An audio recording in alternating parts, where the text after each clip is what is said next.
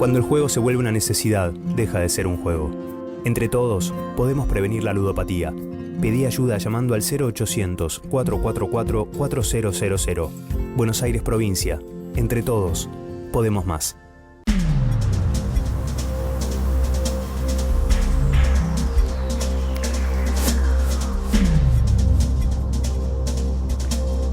El panel intergubernamental de cambio climático, que son los científicos que asesoran a Naciones Unidas desde que existe la Convención contra el Calentamiento Global en 1992, señalaron insistentemente que una de las consecuencias de esta crisis climática es la agudización de los extremos. Todo va a ser más violento. Las sequías, las inundaciones, las lluvias, todo va a ser cada vez más violento. Y esto lleva a una situación indudablemente grave, pero al mismo tiempo paradójica, porque si hay un momento de la historia de la humanidad en que la sociedad tiene capacidad de respuesta frente a eventos meteorológicos o climáticos, es esta. Y curiosamente, esa enorme capacidad de respuesta, descrita por ejemplo en la numerosa obra pública que está dispersa por todo el mundo, pasa a ser casi vulnerable frente a la violencia del cambio climático. Todo aquello para lo cual la sociedad se ha ido preparando, hoy de pronto ya no sirve. ¿Y esto qué es lo que produce como primera medida? Que la gente se va de los lugares a donde estas catástrofes, estos desastres naturales impactan. Porque esa agudización de los extremos hace que una zona que era inundable hoy se inunde muchísimo más y que una zona donde había una sequía cada tanto tiempo hoy sea infinitamente más aguda. Y la sociedad no tiene capacidad de respuesta. Entonces, ¿qué hace? Se va. ¿Buscando qué? Algún lugar donde protegerse. Los desplazados ambientales. Año tras año, millones de personas abandonan su lugar de origen. Los motivos son diversos. Algunos porque no encontraron las oportunidades que buscaban y se marchan en busca de ellas. Otras lo hacen huyendo de guerras o de conflictos similares. Y muchos otros se ven forzados a moverse empujados por causas ambientales. Tanto ha crecido esa nueva realidad que en el año 2007 se creó el término desplazado ambiental, en el marco de un debate sobre cambio climático dado en el seno de Naciones Unidas.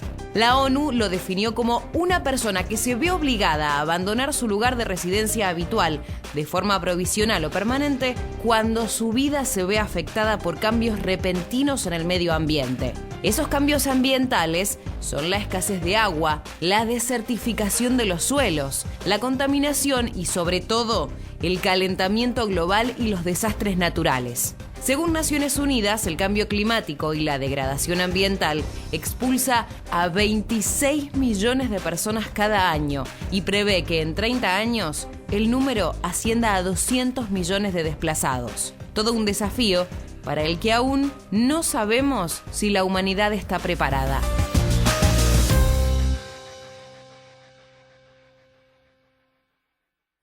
Gaby, ¿cómo es la historia de los desplazados ambientales? Es una historia bastante particular, Sergio, porque muchos hablan de que son invisibles y en parte tienen razón, porque para el derecho internacional el nombre de desplazados, refugiados, migrantes casi no existe, por no decir que no existen.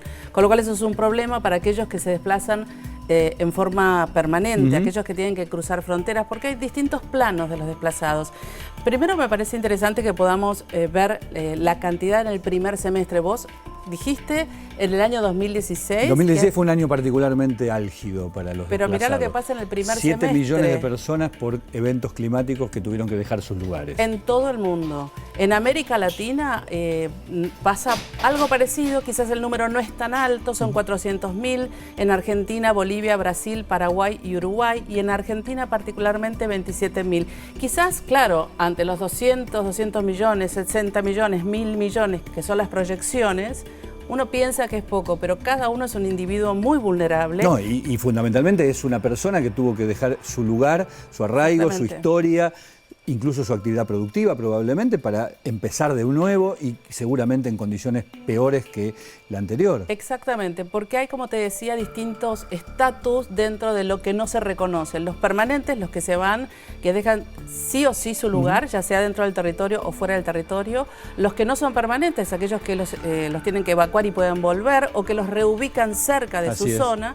Y también existen algunas cuestiones que dicen que son inmovilidades voluntarias, aquellas que son personas que más allá del desastre no se quieren ir, y las poblaciones atrapadas, que me parece que esto es lo importante. Ese concepto es muy interesante. Porque son aquellas personas que no tienen posibilidad porque tienen muchas barreras educativas, barreras económicas, barreras legales, entonces no tienen dónde ir. Y quedan atrapadas en zonas que son desfavorables ambientalmente. Y son realmente los vulnerables, porque a veces cuando vemos imágenes vemos que cualquiera puede...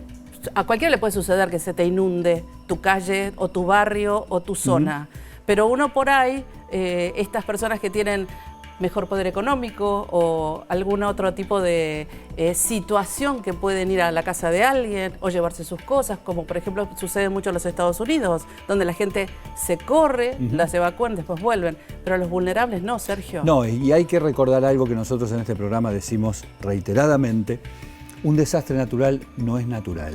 Un desastre natural es un proceso económico, social, ambiental desde ya, y político muchas veces, que se detona a partir de un evento climático o de un evento meteorológico. Pero lo que define el impacto, lo que define la potencia de un desastre natural es la vulnerabilidad de la sociedad sobre la que impacta, no la cantidad de lluvia que cae. Porque si esa cantidad de lluvia cae sobre un lugar desierto, no pasa absolutamente nada. Pero esos 300 milímetros hipotéticos que cayeron, no hipotéticamente, sino realmente, en un solo día sobre la ciudad de La Plata, provocaron 100 muertos. Claro, y además es eso, no solo la vulnerabilidad económica, la vulnerabilidad social, digamos, la gente no puede volver a sus lugares, no tiene medios para volver. Vos tenés detrás en tu pantalla el ejemplo de la vulnerabilidad, por ejemplo. Claro. Sociedades que viven a orillas de ríos, muchas veces contaminados, y que cuando viene el agua se llevan todo lo que tienen. Bueno, eso es vulnerabilidad. Hay muchos tipos de vulnerabilidad, pero la que está relacionada con el lugar en donde la población se asienta porque no tiene otra chance que ir a esos lugares bajos, inundables, contaminados, etcétera, etcétera, esa vulnerabilidad es la que prevalece a la hora de medir el impacto de un cambio climático. Fuimos a ver un caso en particular y vamos a verlo porque está representado precisamente el concepto de la vulnerabilidad. Nos vamos a embarcar para recorrer ahora lo que es el río Matanza-Riachuelo y también recorrer los barrios que están a la vera de este río y ser testigos de esta relación que hay entre la vulnerabilidad social y el cambio climático. ¿Cuáles son las áreas más afectadas por las inundaciones? Son todas las vinculadas a las cuencas. Estamos ahora recorriendo la cuenca de Matanza-Riachuelo, que es justamente la más vulnerable en este sentido, pero también hay otras cuencas en el Gran Buenos Aires, como la del río Reconquista, la del río Luján, que ante la sudestada, ante la tormenta, somos una zona de llanura y sufrimos muy rápidamente porque el agua tarda en llegar al río de la Plata. Y la inundación es un desastre. Y entonces el desastre, para que se produzca, tiene que haber varios ingredientes. Por un lado tiene una amenaza, en este caso las lluvias intensas, pero superponerlas, esa amenaza con condiciones de vulnerabilidad y exposición. Si yo estoy expuesta a eso porque el clima natural lo genera, pero además vivo en condiciones vulnerables, suponete, vivo en una zona que es inundable, la infraestructura, cómo se hace la canalización de los ríos y la descarga de las lluvias, cómo se hace la infraestructura en una zona con respecto a la otra. Bueno, son todos ingredientes que pueden producir una inundación a pesar de que no llueva tanto. Cuando nosotros nos asentamos en zonas bajas, son zonas que son propensas a inundarse por naturaleza. La naturaleza de este lugar es así. Sería la falta de planificación, entonces. Es la falta de planificación del crecimiento urbano y también la falta de soluciones habitacionales a las familias que buscan resolver su problema habitacional de la mejor manera posible. Y no siempre la mejor manera posible es acorde a lo que puede generar el clima. Un barrio muy grande, tiene 70 manzanas, habitan 1.700 familias y es el primero en inundarse. Ya hemos pasado 4 inundaciones grandes, importantes, Y lo que se ve en esos momentos durante la inundación es muchísima angustia. Primero porque por la contaminación que provoca y por los daños, las afecciones que puede provocar en la salud, sobre todo de los menores. Segundo, la pérdida de sus bienes. El día que se inunda y llueve no hay manera de autoevacuarse, por lo tanto permanecen en el agua durante toda la noche. Y aparte vemos que el río está bastante más abajo, o sea que crece muchísimo. Efectivamente, tiene un cauce no muy profundo. Digamos, esto tiene que ver con la acumulación de residuos, restos de automóviles, neumáticos. No tiene la limpieza correspondiente, por lo cual el cauce es menor. Se podría evitar si el riachuelo fuera tratado de la manera correcta. Sí, es así. Si tuviera un mantenimiento, una limpieza como corresponde, quizás se evitarían. El problema es ese, hay que atacar cuáles son las causas para reducir esa vulnerabilidad. No puedo parar la lluvia, pero sí puedo mejorar las condiciones. Lo que es muy importante es poder trabajar con los vecinos, con las organizaciones vecinales. ¿Se sienten solos? Muchas veces sí, y sentimos que tal vez toda la demanda que recae, digamos, sobre el grupo que conforma el centro cultural, es demanda que tal vez debería canalizar el Estado. Programas como este ayudan mucho a que se difunda este mensaje, pero después también tomar acciones de política pública en ese sentido, que requieren de un acompañamiento de los distintos niveles de gobierno.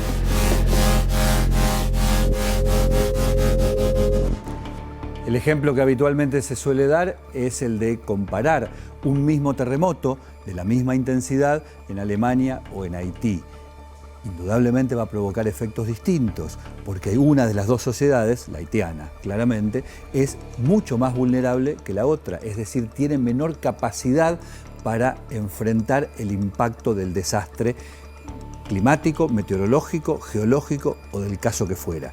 Hoy, en tiempos de calentamiento global, que estos desastres arrecian, empezamos a ver cómo incluso en las sociedades más próximas a nosotros o en las propiamente nuestras, estos impactos crecen a medida que la vulnerabilidad empieza a aflorar y a mostrarse más desnuda. Mauri. Sergio, traje para que analicemos un mapa de vulnerabilidad social del área metropolitana de Buenos Aires. Bien.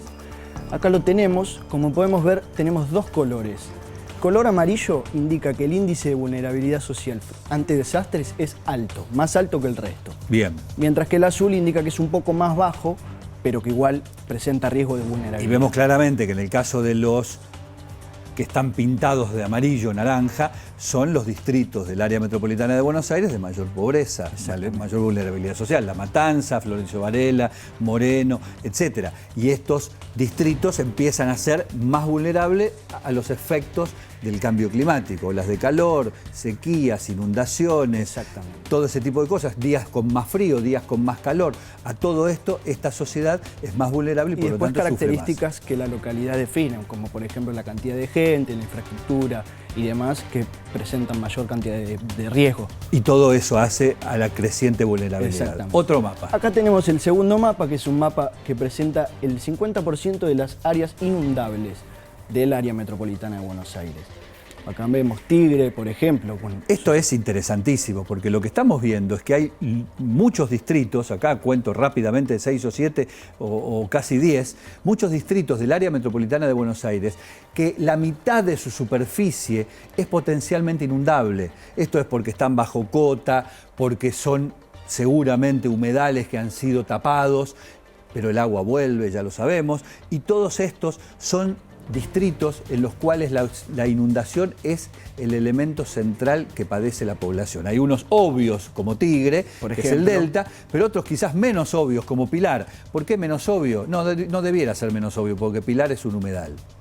Entonces, el ex humedal que ha sido tapado para poner cientos de millones de barrios cerrados y countries es un sitio vulnerable porque es parte del área inundable naturalmente de ese partido. Corresponden a situaciones geográficas, como decíamos recién, de infraestructura y demás.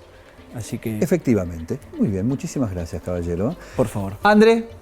Nos vamos a ir ahora acá nomás, a tan solo 5 kilómetros del Obelisco, a uno de los barrios más vulnerables y más afectados por la contaminación, Villa Inflamable.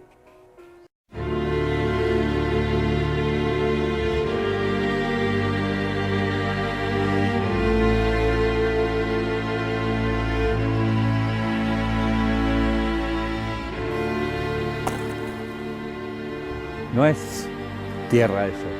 tampoco es agua, literalmente. Es el fondo de una casa, de una de las 1.500, 1.800 viviendas que hay en la Villa Inflamable, en uno de los sectores indiscutiblemente más postergados de la misma Villa Inflamable. Y en el fondo de esta casa, como en el fondo de todas las casas de este lugar, hay un desagote que es la cloaca, podríamos llamar, con los efluentes intestinales de los integrantes de esa casa, de esa familia, que viene acá. Hablar de tratamiento y ese tipo de cosas sería más que un lujo, un insulto en este caso. En junio del año 2004, Beatriz Mendoza, con un grupo de vecinos, se presentó ante la justicia alegando que en este lugar no se podía vivir y que esto era resultado de la contaminación sistemática sobre la cuenca Matanza-Riachuelo, en cuya superficie está precisamente integrada la Villa Inflamable. En el año 2003, una organización de cooperación internacional japonesa, la JICA, hizo un estudio en la Villa Inflamable y confirmaron que aproximadamente el 45% de los chicos menores de 5 años tenían niveles de plomo en sangre superiores a lo normal. Y que esta villa, la Villa Inflamable, tenía, en comparación con barrios que están a simplemente 10, 15 cuadras de aquí, 3 veces más incidencia de plomo en sangre. El plomo es directamente un resultado de eso, de todas esas chimeneas que ustedes ven allá. Las chimeneas que bordean a la Villa Inflamable, que le dan su nombre y principalmente, y por sobre todas las cosas, le dan la contaminación y la escasísima esperanza de vida a sus habitantes. Hay sectores donde han llegado a hacer un pozo para plantar algo, para poder edificar, y se encontraron con que sale petróleo.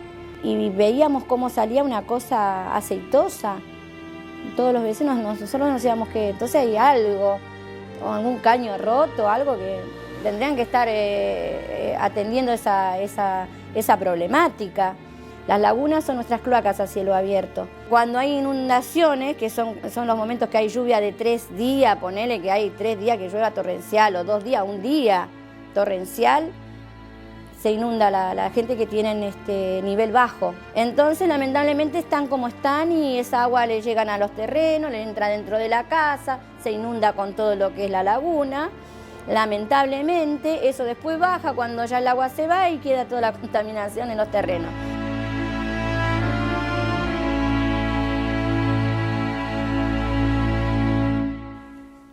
En el año 2008, la Corte Suprema de Justicia de la Nación condenó al Estado Nacional, al Estado de la Provincia de Buenos Aires y al Estado de la Ciudad de Buenos Aires a remediar la contaminación sistémica del Matanza-Riachuelo.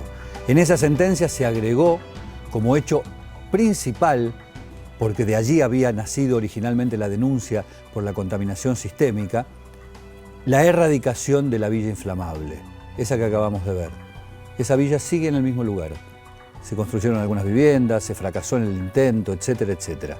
Es uno de los datos de mayor vulnerabilidad del área metropolitana de Buenos Aires. Y está, como le decíamos hace un ratito, a 2 minutos del obelisco, no mucho más que eso, pero muy lejos, evidentemente, de la justicia social.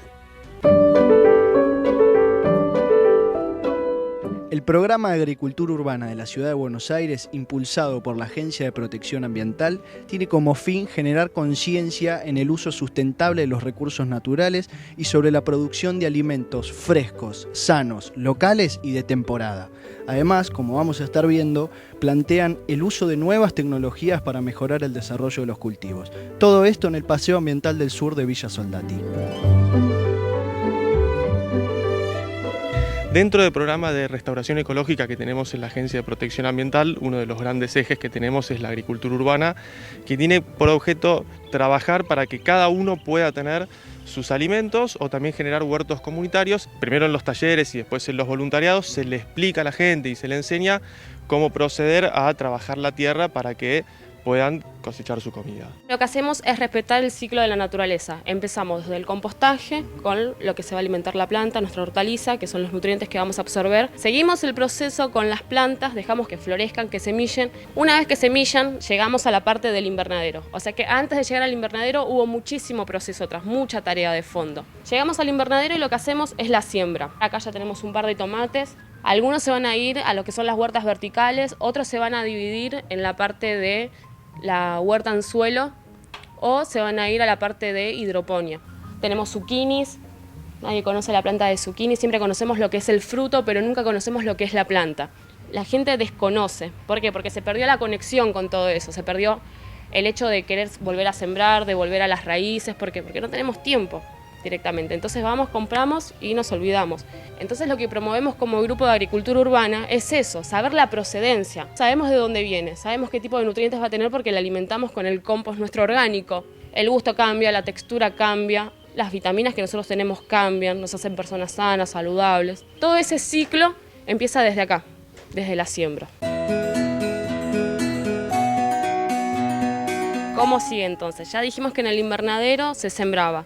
Entonces acá lo que hacemos es sembrarlo directamente en tierra. ¿Con qué? Con otro tipo de cuidado. Ir a favor de la naturaleza y no en su contra. Observar, planificar, decir, bueno, asociación, rotación, ¿cómo lo manejo todo esto? La rotación de cultivo, ¿qué beneficios trae? Bueno, primero que aprovechamos al máximo lo que son los pequeños espacios. Ponemos de hoja para arriba, de raíz para abajo.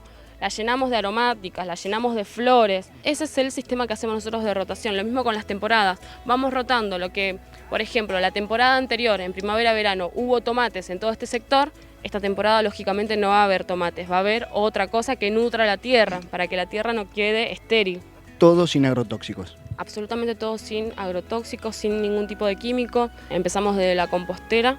Nada se tira, todo se transforma. Entre los 50 y 100 kilos que salen de cosecha, una parte se lo llevan los empleados y los voluntarios y otra parte se dona a 2 comedores acá del barrio que son Ositos Cariñosos y Papá Noel. Tiene como fin lo que es la soberanía alimentaria, pero también todo el camino que se va transitando es súper importante. Recuperar de alguna manera costumbres que teníamos en el pasado y que por muchas razones se fueron perdiendo, la dinámica diaria nos va llevando a eso, pero de a poquito lo vamos recuperando. La gente viene acá, se engancha un montón, lo empieza a llevar a su casa, empieza a convocar amigos, convoca a otros vecinos, se va acercando, hace talleres, empieza a familiarizarse mucho más con la temática. Cada uno de nosotros puede jugar un papel clave para ayudar al planeta. El papel de Ledesma es cuidar la naturaleza. Por eso nos presenta Ledesma Nat, un papel ecosustentable hecho 100% de caña de azúcar, con 0% fibra de árboles y 0% blanqueadores químicos. Resmas Ledesma Nat, en su presentación A4 y carta, para impresión y copias.